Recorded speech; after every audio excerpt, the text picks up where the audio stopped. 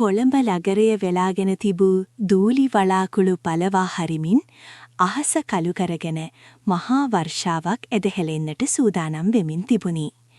නුගේගොඩ නිවසේ සඳුළු තලයට වී නිම්මි බලා සිටියේ මාවත දෙසය. ඇගේ දෑත්වල රැඳී තිබූ තේකුප්පින් නැගුණු දුමාරය සීතල සුළඟ සමග මුසු වී නොපෙනී ගියේය. ඇගේ සිත තුළ තිබුණේත් ඒ හා සමාන නොසන්සුන් බවකි. ඈතින් නැසෙන ගෙරවුම් හඬත් සමග අහස විනිවිද යන විදුලි කෙටීමක් සිදුවිය. ඒ මොහොතේම නිවසේ ගේට්ටුව විවෘත වන හඬ ඇසුණි. පියාල්ගේ රථය සෙමින් මිදුලට ඇතුළු විය. නිම්මිගේ හද ගැස්ම නන්නා නුනන රිත්මයකට වේගවත් විය. පියාල්ලා දෙන්නේ තනිවම නොවේ. වසර 10කට පසු විදේශයක සිට පැමිණෙන ඔහුගේ සමීපතම මිතුරෙකුදස් සමගය. නිම්මි තම හුස්ම පාලනය කරගනිමින් පහළ මාලයට පිවිසියාය. සාලයේ පියල් අසල උසැති අබිරහස් බැල්මක් සහිත තරුණයෙකු සිටගෙන සිටියේය. ඒ සමීරය. සමීරගේ දැස් නිම්මිගේ දැස් මත නතර වූයේ තත්පරයකට වුවද ඒ බැල්ම තුල දශකයකට පෙර වැළලී ගිය අතීතයේ අලුයට සැඟවුණු ගිනි පුපුරක් ඇති බවක් නිම්මිට දෙනුනි. එය සාමාන්‍ය මිතුරෙකුගේ බැල්මක් නොව කියවා නිම කළ නොහැකි අඳුරු නවකතාවක රහස් පද සොයන බැල්මක් බදු විය. මේ මගේ බිරිඳ නිම්මි. නිම්මි මේ මම ඔයාට නිතරම කියන සමීර. පියල් හඳුන්වා දුන්නේ සුපුරුදු උද්‍යෝගේනි. සමීර ඇයට හිස නමා ආචාර කළේය. ඔහුගේ මුවග රැඳී තිබූ මද සිනහව තුල තිබුණේ සතුටක්ද නැතිනම් ජයග්‍රාහී හැඟීමක් දැයි නිම්මිට වටහාගත නොහැකි විය. හමුවීම ගැන සතුටුයි නිම්මි. සමීරගේ බැරෑරුම් හඬ සාලය පුරා රැවුදුන්නේය. ඒ හඬ ඇගේ හදවතේ ගැඹුරු තැනක කම්පනයක් ඇති කළේය. රාත්‍රී ආහාරයෙන් පසු පියල්ට හදිසි ව්‍යාපාරික ඇමතුමක් ලැබී ඔහු ඉහළ මාලයට ගියේය. සාලේ ඉතිරි වූයේ නිම්මි සහ සමීර පමණි. පිටත වැස්ස දැන් ഘോഷකාරී ලෙස වහලයමට පතිත වෙයි. හදිසියෙම විදුලිය විසන්දිවියා. නිම්මි සෙමින් ඉටිපන්දම්මක් දැල්වුවාය. ඉටිපන්දම් මෙලියෙන් ඔවුන් දෙදෙනාගේ සෙවණැලි බිත්තිය මත විශාල වී පෙනුනි. කාලය ගොඩක් දේවල් වෙනස් කරලා නිම්මි සමීර නිහඬතාවය බින්දේය. ඔහු සෝෆාවේ වාඩි වී ඈ දෙස බලා සිටියේය. ඒ බැල්ම කෙතරම් තියුණුද යත් නිම්මිට දැනුනේ තමාගේ ආත්මය පවා ඔහු ඉදිරියේ නිරාවරණය වී ඇති බවකි.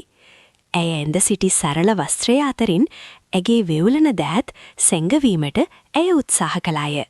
මම හිතුවේ නෑ ඔයා ආයෙත් මේ ජීවිතයට එයි කියලා. නිම්මි ඉතා පහත් හඬින් කීවාය. සමීර ඇය අසලට පැමිණියේය.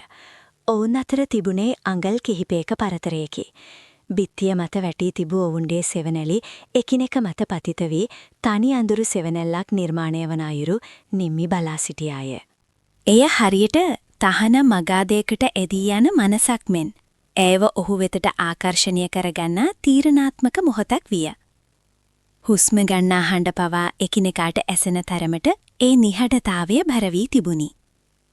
මම ආවේ පියල්ව බලන්න විතරක් නෙවෙයි නිම්මි.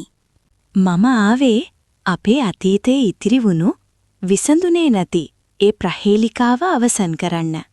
සමීර ඇගේ නෙත් දෙස කෙලින්න බැලුවේය. ඒ බැල්ම තුල තිබුණේ ආදරයක් නොව දස වසරක රහසක් සගවාගත් බලයකි. නිම්මිගේ දැස් පියවුනි. ඇයට දැනුනේ තමා නොපෙනෙන කුණාටුවකට හසු වෙමින් සිටින බවකි.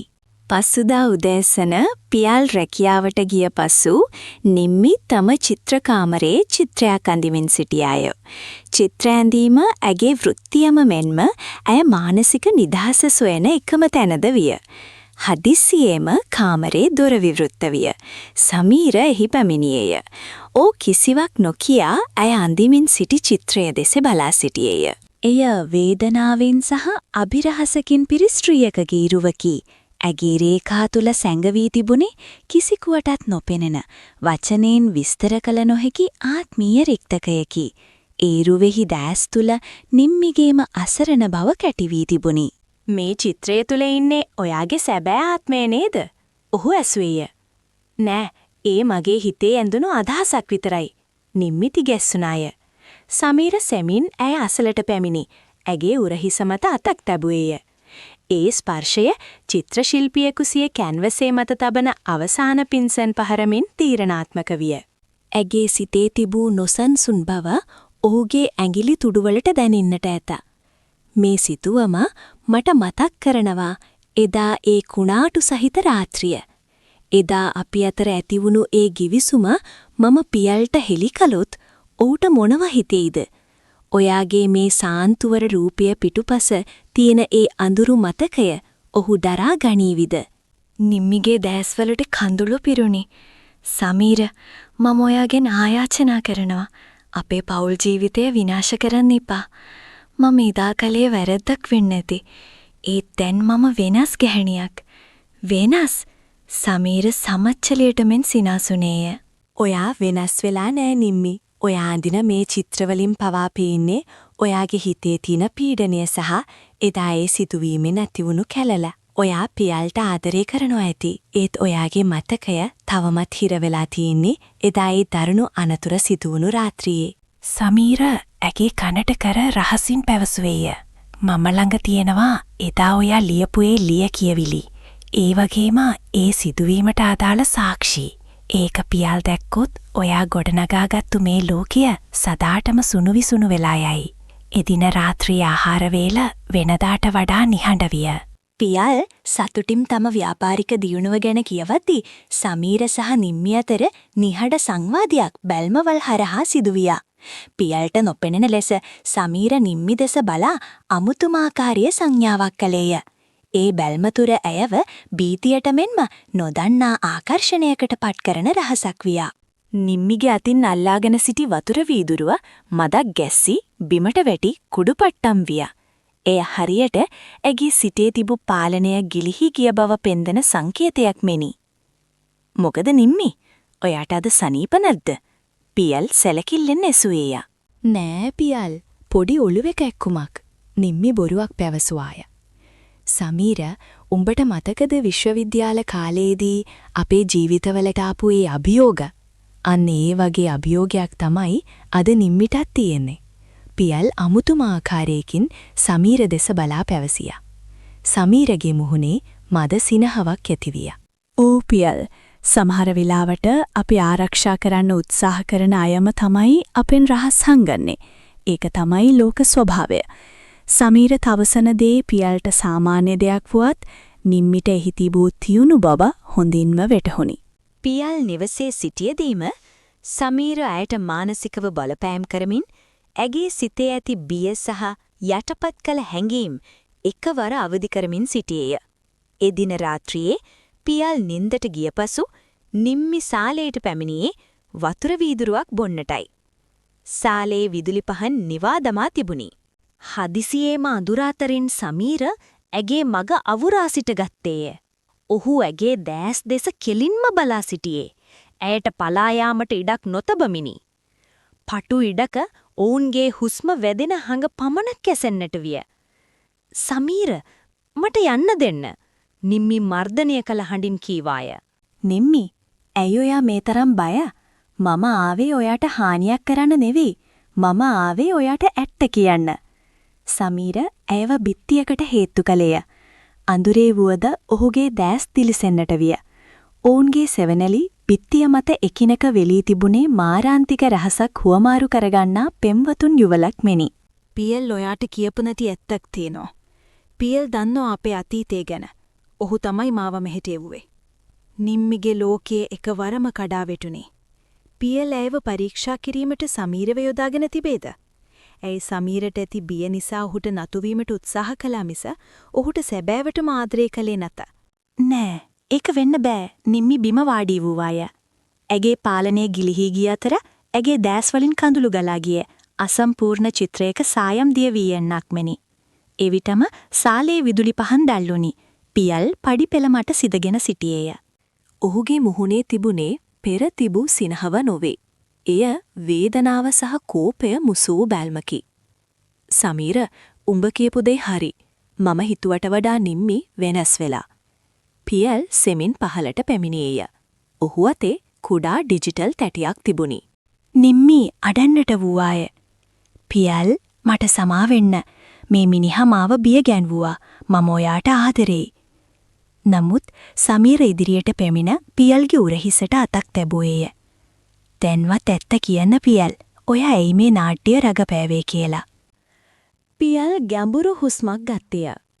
නිම්මි, මම දන්නවා ඔයා සහ සමීර අතර අතීතයේ සම්බන්ධයක් තිබුණා කියලා. ඒ වගේම එදා ඒ අනතුරේදී ඔයා අතින් වුණු වැරද්ද ගැනත් මම දන්නවා. මම සමීරව මෙහෙට ගෙන්නුවේ ඔයාව පරීක්ෂා කරන්න නෙවෙයි. මම සමීරව ගෙන්නුවේ ඔයාව ඒ බියෙන් සදහටම නිදහස් කරන්න. නිම්මි පුදුමයෙන් බලා සිටියාය. "ඕ, ඔයා දන්නේ නෑ නිම්මි. ඒ අතීත සිදුවීමේ සාක්ෂි දැන් මතුවෙලා. ඒකෙන් ඔයාව බේරගන්න පුළුවන් එකම කෙනා සමීර විතරයි. සමීර තමයි ඒ සාක්ෂි නීත්‍යානුකූලව විනාශ කළේ. මම ඔහුට උදව් කළා ඔයාව මේ ප්‍රශ්نين බේරගන්න." සමීර ඔයාට බලපෑම් කළේ ඔයා තවමත් ඒ අතීතයට බයෙන් පීඩා විඳිනවද කියලා දැනගන්න විතරයි. නිම්මි තුෂ්ණිම්භූත විය. ඇයි සිතා සිටියේ සමීර ඇයව විනාශ කිරීමට පැමිණි දඩයම් කරුවෙකු ලෙසය. නමුත් සැබෑවටම සමීර සහ පියල් රහසින් එක් වී ඇයව ආරක්ෂා කිරීමට කුමන්ත්‍රණය කර තිබුණි. සමීරා නිම්මිට කළ මානසික පීඩනය හුදෙක් ඈ තුල තවදුරටත් ඒ පැරණි වරදකාරී හැඟීම පවතින්නේදයි පරීක්ෂා කිරීමක් පමණි. මට සමා වෙන්න නිම්මි. මම ඔයාට මේ දේ කෙලින්ම කියන්න බය වුණා. මම හිතුවේ සමීර හරහා මේක විසඳන්න. පියල් නිම්මිව බදාගත්තේය. සමීර සෙමින් නිවසේ දොර දෙසට ඇවිද ගියේය. ඔහු නිම්මි දෙස අවසාන වතාවත බැලුවේය. ඒ බැල්ම තුල තවමත් ඉතිරි වී තිබූ යම් ආත්මීය බැඳීමක් නිම්මිට දැනුනි. නමුත් එය දැන් අකාලයේ මියගිය මතකයක් පමණි. ඔහු වැස්ස මැදින් අඳුරට නොපෙනී ගියේ රහස් රකින්නෙකු ලෙසය. වැස්ස දැන් කෙමෙන් අඩු වී තිබුණි. නිම්මි පියාල්ගේ පපුවට තුරුළු වී සිටියද ඇගේ සිටේ තවමත් එක් ප්‍රශ්නයක් ඉතිරිව තිබුණි.